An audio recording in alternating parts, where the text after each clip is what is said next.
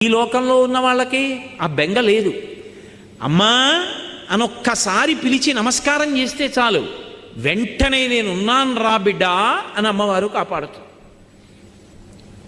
మీకు నేను ఒక మాట చెప్తే మీరు ఆశ్చర్యపోతారు. ఈ శ్లోకం ఎంత శక్తివంతమో తెలుసా?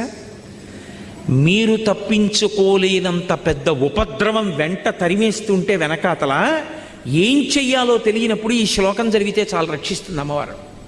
అంత శక్తివంతం.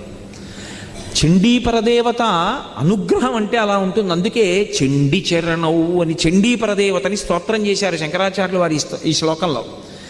అటువంటి అమ్మవారి పాదాలు పట్టుకుంటే సంస్కారవంతం చేస్తుంది మనస్సు.